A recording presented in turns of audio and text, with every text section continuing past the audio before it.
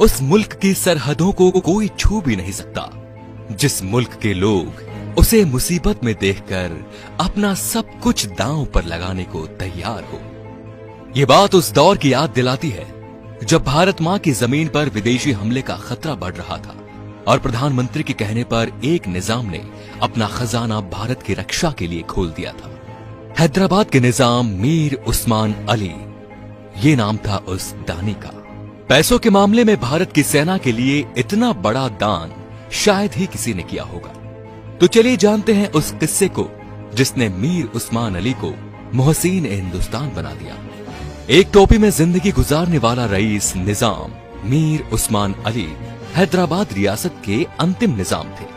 विश्व के सबसे धनी व्यक्तियों में शामिल उस्मान अली ने एक समय इटली के बराबर और इंग्लैंड व स्कॉटलैंड दोनों के बराबर बड़ी रियासत पर राज्य किया था। उस समय उनकी कुल संपत्ति अमेरिका की कुल अर्थव्यवस्था का 2% थी। इसी के चलते टाइम पत्रिका ने सन 1937 में उनकी फोटो अपनी मैगजीन के कवर पेज पर छपाई थी। हैदराबाद के निजाम की संपत्ति का इसी बात से आकलन किया जा सकता है कि वो 5 करोड़ पाउंड की कीमत वाले शुतुरमुर्ग के अंडे के आकार जितने बड़े एक हीरे को पेपरवेट के तौर पर इस्तेमाल करते थे। वहीं उनके पैलेस में करीब 6000 लोग काम किया करते थे, जिनमें से 38 लोग तो केवल मोमबत्ती स्टैंड की धूल ही साफ करते थे।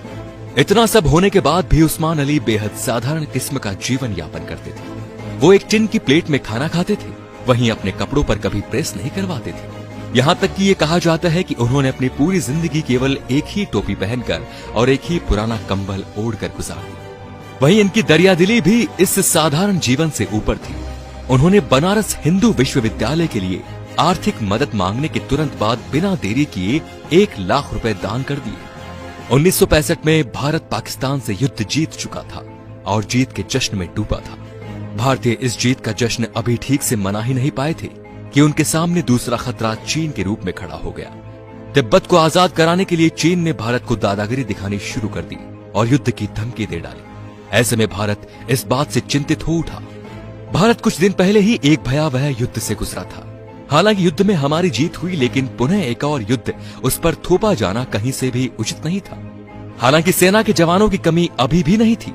देश के युवा बड़ी संख्या में सेना में शामिल होने के लिए तैयार थे, लेकिन असली समस्या थी सेना के लाव लश्कर, साजो सामान और असलाह गोला बारूद की।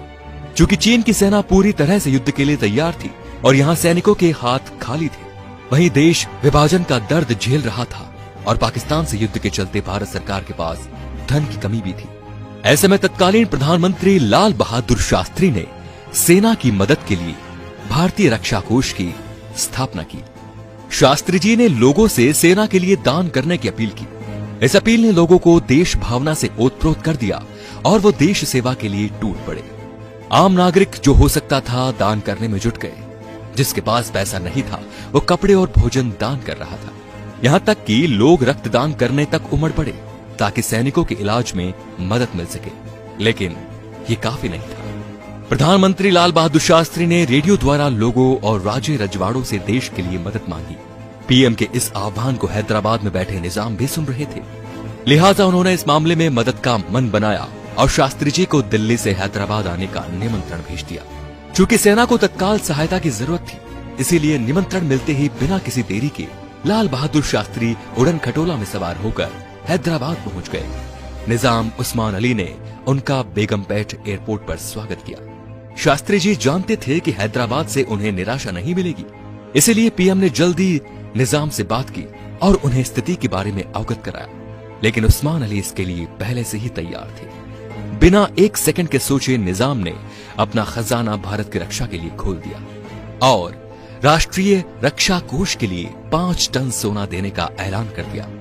उस्मान अली ने लोहे के बक्से एयरपोर्ट पर मंगवाए, पहले 1 फिर 2 और देखते ही देखते कई बक्से पीएम के सामने रख दिए। उस्मान अली मुस्कुराए और बोले कि मैं ये 5 टन सोना भारत की सेना के लिए दान कर रहा हूं। इसे स्वीकार करें और निडर होकर जंग लड़े, हम जरूर जीतेंगे। इस तरह शास्त्री जी 5 टन सोने से भरे बक्सों को अपने साथ लेकर दिल्ली रवाना हो गए। 1 साल गुजर गया और देश में हालात अब पहले से बेहतर थे। हालांकि निजाम के लिए ये कोई बड़ी बात नहीं थी। वो वापस अपने पैलेस में वही साधारण जीवन जीने लगे, लेकिन निजाम तो अपने लोहे के उन बक्सों को लेकर चिंतित थे जिसमें भरकर उन्होंने भारत सरकार को सोना दिया था। लाल बहादुर शास्त्री के बेटे अनिल शास्त्री ने अपनी किताब Lal Bahadur Shastri lessons in leadership में जिक्र किया है कि उस्मान अली की तबीयत खराब रहने लगी तो लाल बहादुर शास्त्री ने उन्हें फोन करके हालचाल पूछा। इतने में निजाम ने अपने बक्सों की बात छेड़ दी और बोले कि शास्त्री जी, मैंने आपको जिन बक्सों में सोना दिया था वो मेरे पुरखों की निशानी है। यदि आपने सोने खाली कर लिए हो तो वो बक्से मुझे लौटा दीजिए। ये सुनकर शास्त्री जी हंस पड़े और बोले, मैं उन्हें आप तक जरूर पहुंचा दूंगा। इसके बाद भारत सरकार ने विधिवत तरीके से हैदराबाद को उनके पुश्तैनी लोहे के बक्से लौटा दिए। ये ऐतिहासिक दान देने के कुछ साल बाद 24 फरवरी 1967 को मीर उस्मान अली का देहांत हो गया और वो सदा के लिए इस धरती से विदा हो गए। हैदराबाद के निजाम द्वारा किया गया ये ऐतिहासिक सहयोग भारत के इतिहास में खास है। हालांकि हैदराबाद के भारत में विलय को लेकर भारतीय सेना के प्रयोग की बात भी एक सच है।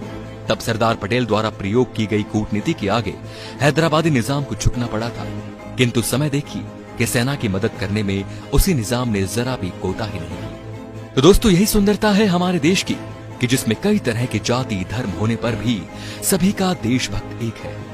जब बात देशभक्ति की आती है तो सभी अपने खून का आखिरी कतरा तक बहाने को तैयार रहते हैं। ऐसे देशभक्तों को हमारा प्रणाम और हमारे देश का परचम ऐसे ही लहराता रहे। तो दोस्तों, वीडियो पसंद आया हो तो प्लीज इसको आगे शेयर जरूर करें। जय हिंद, जय भारत।